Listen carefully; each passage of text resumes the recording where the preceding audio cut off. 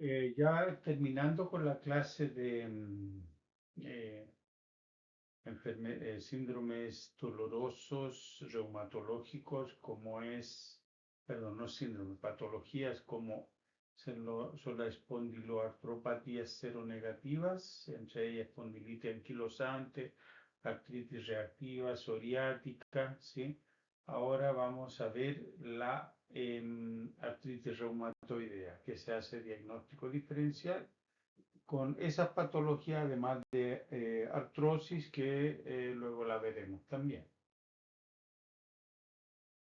Definición: enfermedad autoinmune sistémica caracterizada por poliartritis inflamatoria que afecta articulaciones periféricas, especialmente las pequeñas articulaciones de las manos y los pies.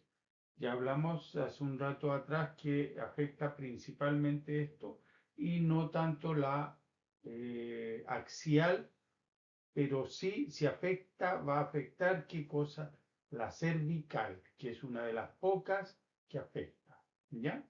Es una enfermedad crónica y progresiva en la que la inflamación no tratada puede provocar erosiones del cartílago y los huesos, como destrucción articular, lo que obviamente determina un deterioro funcional significativo.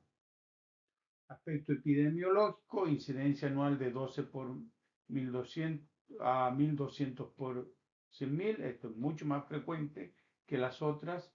Prevalencia de 0 a 1%, diferencia tasas según etnia. Sexo predominante, mujeres de 2 a 3 por hombres. Hasta ahora la única que hemos visto que es más frecuente en el hombre, ¿cuál es? Pregunta, respondan. Edad prominente entre los 30 y los 50 años, predominante, perdón, entre los 30 y 50 años, aumento constante con la edad hasta mediados de los 70. Factores de riesgo: sexo femenino, edad, consumo de tabaco, exposición a sílice, obesidad y antecedentes familiares. El tabaquismo, efecto perjudicial aditivo en artritis reumatoide. A ver, la persona que tiene artritis reumatoide y fuma tiene 2 veces el riesgo de mortalidad que los que no fuman. La etiología: diferentes factores, hay una activación inmunitaria aberrante y obviamente inflamación de alto grado resultante. Las causas se está estudiando, factores genéticos, si hay los alelos, hay el polimorfismo en varios lugares, ¿sí? Y factores epigenéticos también, cosas ambientales como el tabaquismo que recién dijimos, la exposición al sílice y clase socioeconómica baja. Y los factores infecciosos como la porfiromona gingivalis, virus de Epstein-Barr y parvovirus B19. La porfiromona gingivalis es la que nosotros tenemos generalmente en la boca y está relacionada también con varias otras patologías, entre ellas Alzheimer y cardíacas. Las fases fisiopatológicas: inicio de respuesta inmunitaria innata, activación del receptor tipo TOL por una señal estimulante, etapas preclínicas, artritis reumatoide seropositivas, un trastorno inmunitario en superficie de la mucosa, boca, pulmones, tracto gastrointestinal, además de la generación local y sistémica de anticuerpos antiproteína citrulinada, ¿cierto? Aquí tenemos los anticuerpos antiproteína citrulinada, como vamos a ver después, que es uno de los marcadores que vamos a solicitar. Esta proteína puede detectarse aproximadamente 4,5 años antes de la aparición de la artritis reumatoide. Ahora, si bien puede ser pedirse antes, como en la psoriasis, también se acuerdan que podía preceder antes, la psoriasis puede preceder unos 6 a 8 años a la artritis psoriática. La presencia de anticuerpos antipéptido citrulinado puede predecir 4,5 años. generalmente no se las pide a no ser que hayan antecedentes familiares que sean bastante, ¿cómo decir?, poderosos como para hacerlo, pero en general no se pide. Hay fisiopatológicas, salté la disculpe. La fisiopatología, perpetuación de la respuesta inflamatoria por activación del sistema inmunitario adaptativo, ahí están la migración, activación de sinoviocitos y llega al panus sinovial. Esta palabra, panus sinovial, es fundamental que la recuerden, ¿sí? Porque esto va a ser el panus sinovial, que va a perpetuar a nivel articular el proceso inflamatorio con todos estos elementos que ustedes están aquí, que originan el cartílago y el hueso, ¿sí? Los osteoclastos que van a actuar reabsorbiendo el hueso, ¿sí? Por lo tanto hay osteoporosis, destrucción ósea, ¿sí? Del cartílago y del hueso, o sea, destrucción articular, destrucción, o sea, disminución de la densidad ósea, y hay, todo esto va a ser un angiogénesis, y esto es un ciclo donde se perpetúa, pero el elemento principal es la formación del panus que va a perpetuar este ciclo. Aquí nosotros tenemos un dibujo de una articulación, membrana sinovial, el cartílago y la cápsula, ¿sí? Donde vemos aquí el engrosamiento del cartílago, o perdón, adelgazamiento del cartílago, tenemos el líquido sinovial y la formación del panus y la membrana sinovial inflamada. ¿Qué es el panus? Son engrosamiento, proliferación de la membrana sinovial, ¿sí? que va a producir aquí, como dicen, tipos de células principales, linfocitos T, macrófagos y otros tipos de celulares como fibroblastos, células plasmáticas, células dendríticas, endoteliales, etc. Por lo tanto, el panus, es el que va a perpetuar este proceso inflamatorio. Presentación inicial, entonces, clínicamente, dolor, hinchazón y calor en una o más articulaciones periféricas, simétricas, las articulaciones pequeñas. Generalmente, acuérdense, manos y pies, las interfalángicas, metacarpofalángicas. Hay una rigidez matutina, ¿sí? Y síntomas generales como fatiga, malestar general, febrícula, pérdida de peso durante semanas a meses. La articulación más afectada es metacarpofalángica, interfalángica, metatarsofalángica y muñecas. Otras articulaciones, codos, hombros, caderas, rodillas, tobillos. ¿Ya? Las articulaciones interfalángicas distales están respetadas. Por eso se hace diagnóstico diferencial con otras artritis que sí afectan, como la artrosis y como la artritis psoriática. Las articulaciones sacroiliacas y vertebrales están respetadas, excepto en las articulaciones C1 y C2.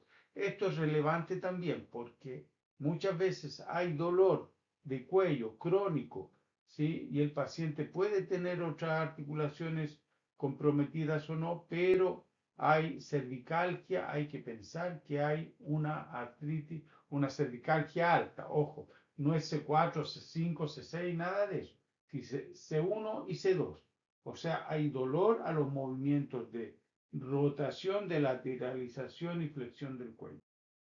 Manifestación clínica, enfermedad crónica de larga duración, deformidad en cuello de cisne,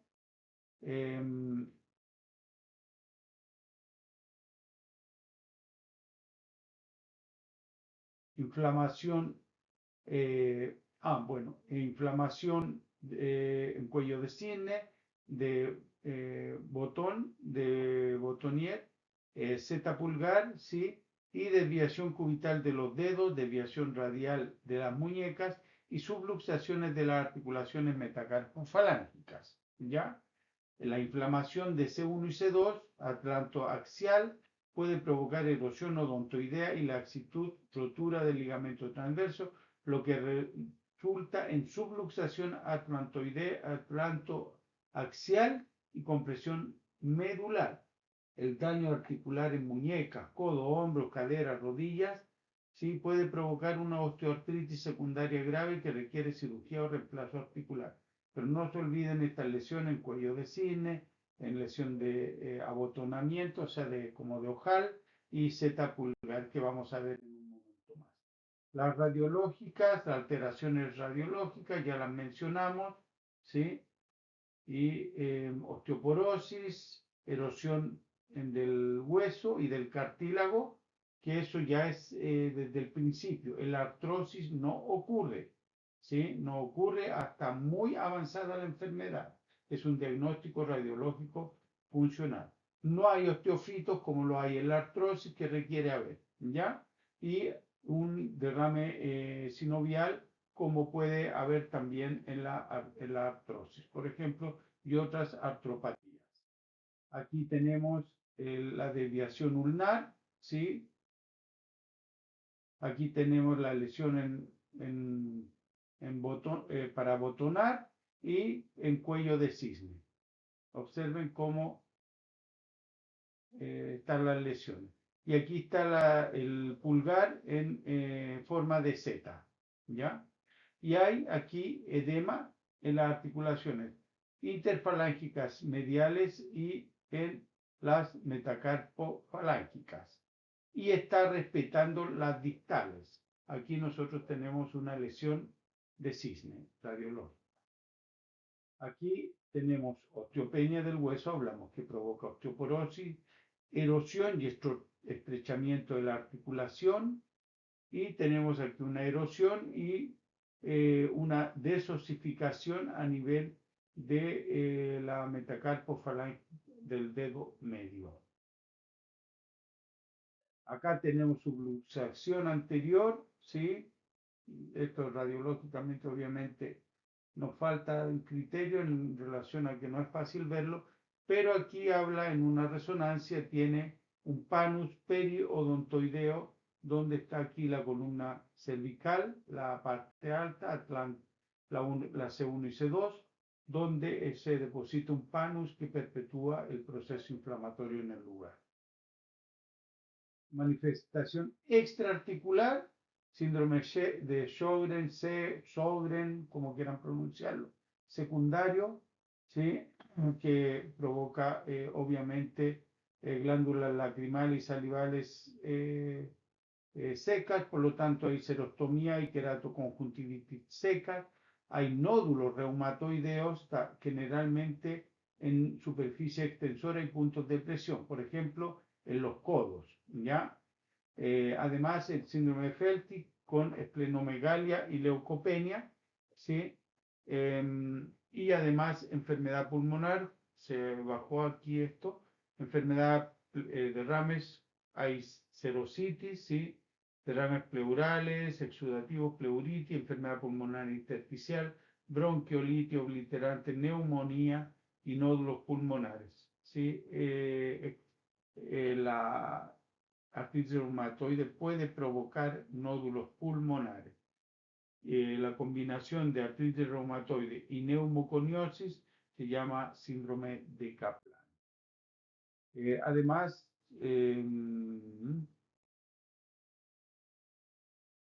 la manifestación extraarticular, neuromuscular, neuropatía por atrapamiento del túnel carpiano, terciano y cubital son los más comunes. Aquí esta neuropatía obviamente va para varios nervios, no solamente el túnel carpiano, mononeuritis múltiple y neuropatía periférica. Y además lo que hablamos puede dar por una subluxación, una mielopatía cervical y compresión medular, secundaria subluxación atlantoaxial, ya puede dar una paquimeninge, un engrosamiento de las meninges por el proceso inflamatorio, ¿sí? Y también alteraciones vasculíticas por el efecto autoinmune a nivel de vasos sanguíneos. Ya en el corazón puede provocar pericarditis que vimos, miocarditis, nódulos valvulares y mayor riesgo de enfermedad cardiovascular secundaria, aterosclerosis acelerada por inflamación sistémica. También a nivel de ojo, queratoconjuntivitis seca, ya lo vimos. El Colegio Americano de Reumatología, la ANSE contra el reumatismo eular, crearon los criterios diagnósticos. Esto se basa en el punto donde el paciente con una puntuación de 6 a 10 se considera artritis reumatoide definitiva. Enseguida la vamos a ver. 4 variables constituyen los nuevos criterios. Número y tamaño de las articulaciones de 0 a 5 puntos, ¿sí? Puntuaciones más altas para un mayor número de articulaciones pequeñas, o sea, si hay 1, si hay 3, si hay 5, obviamente 5 es un número mayor, que cuanto más articulaciones estén comprometidas, mayor probabilidad de que haya una artritis reumatoide. El valor del factor reumatoideo y anticuerpos proteína de péptido citrulinada va de 0 a 3 puntos, con mayor puntuación para un título alto en cualquiera de ellos, ¿sí? Elevación de la proteína C reactiva y de la eritrosedimentación o velocidad de eritrosegmentación glomerular con un punto y duración de los síntomas mayor de las 6 semanas. Aquí la vamos a ver. Aquí la tienen. Afectación articular de 0 a 5. Digamos que aquí tiene de 1 a 3 articulaciones pequeñas, tiene 2 puntos. Serología que tenga por ejemplo, un factor reumatológico positivo bajo, 2 puntos, llevaría aquí 4 puntos.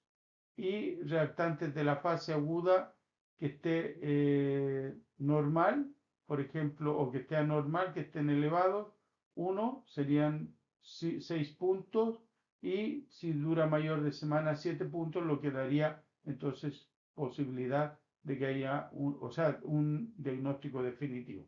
Ahora también tenemos valores predictivos positivos que cita como artritis en al menos 3 áreas articulares, afectación de la articulación de las manos, serositis, y no se olviden derrame pleural, derrame pulmonar, ¿sí?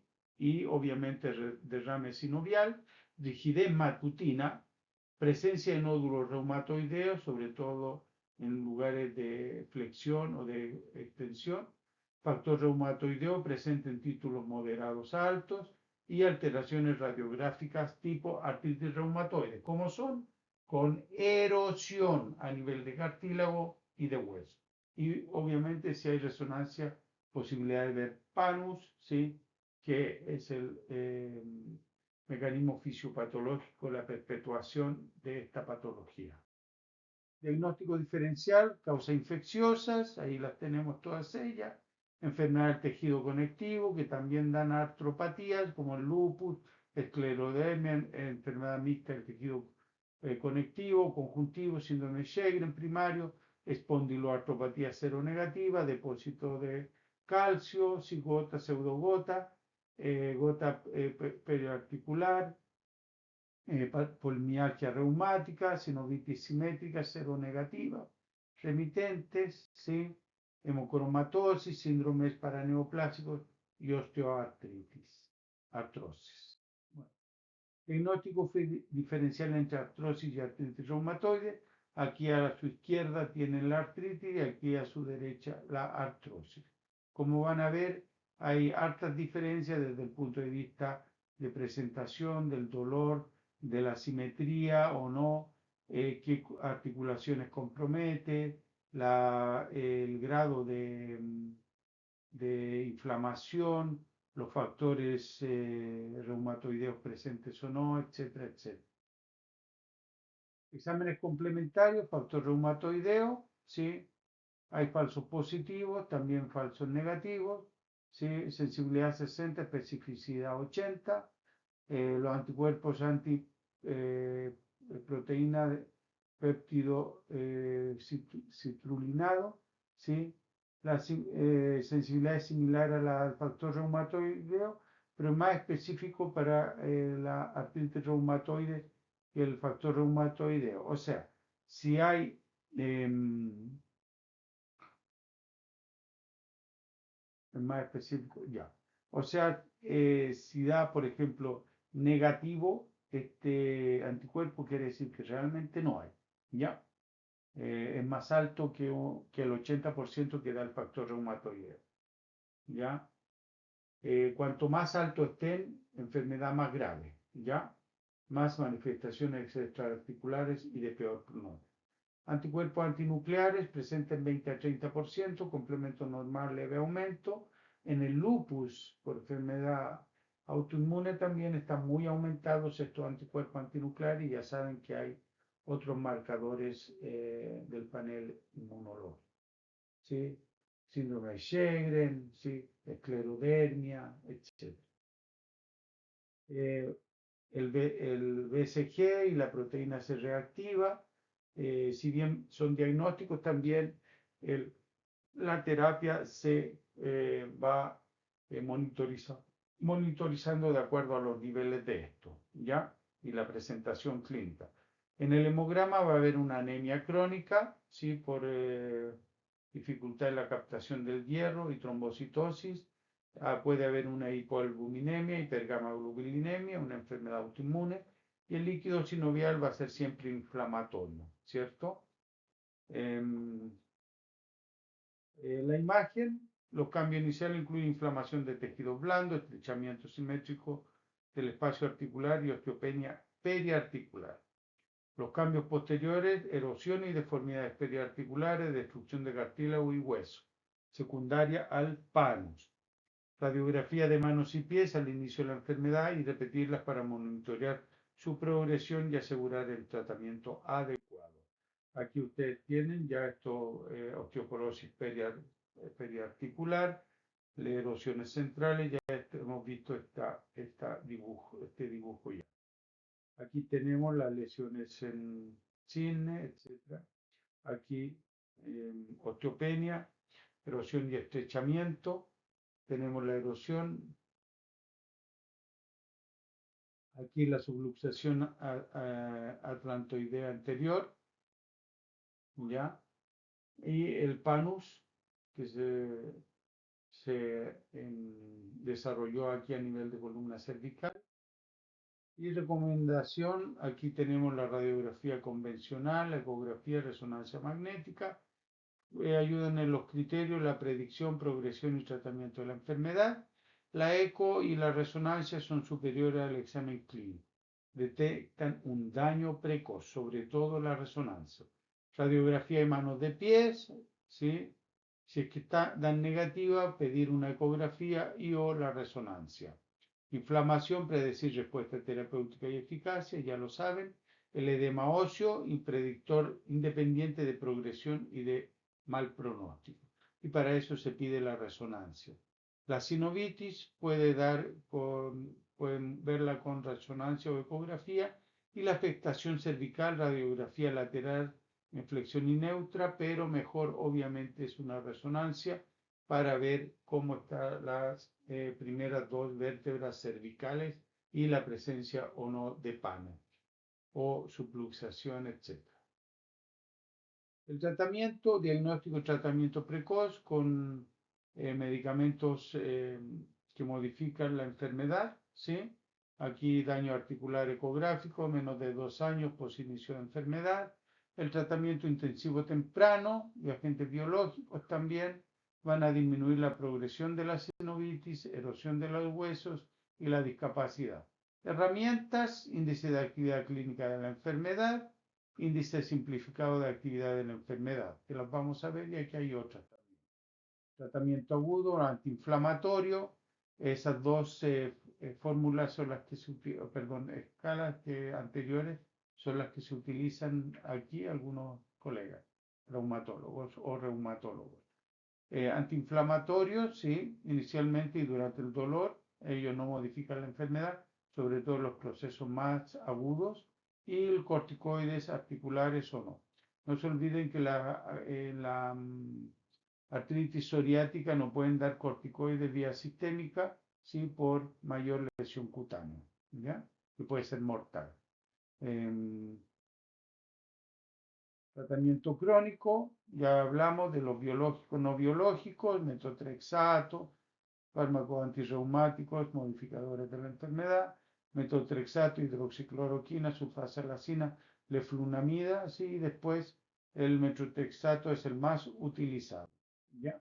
Tenemos otros, los biológicos, ya más específicos, que no les voy a comentar porque va solamente para que lean como conocimiento general.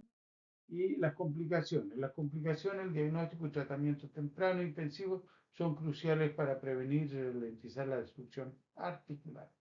Las remisiones y exacerbaciones son frecuentes, pero la artritis es crónicamente progresiva en la mayoría de los casos. Por lo tanto, hay que tener mucho cuidado, no confiarse.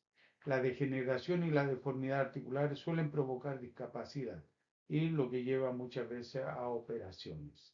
Existen factores asociados con un peor pronóstico de la artritis reumatoide, como el título alto de los factores reumatoideos, el péptido del anticuerpo antiproteína de péptido citrulinado, como las lesiones ¿cómo se llama? Iniciales ya de destrucción ósea que se pueden observar. Factores de peor pronóstico, presencia de factor reumatoide y su título, anticuerpos que estamos hablando, epítopo compartido y número de alelos también, o sea, está la parte inmunológica, presencia de enfermedad erosiva al inicio, actividad de la enfermedad al inicio, magnitud de la elevación del PCR y proteína C reactiva, presencia de nódulos y características extraarticulares, sexo femenino en este caso, la otra era, acuérdense, masculino básicamente, fumador actual y pesado, el fumador, acuérdense que da inclusive una mortalidad mayor en esta patología que los que no fuman, y la obesidad.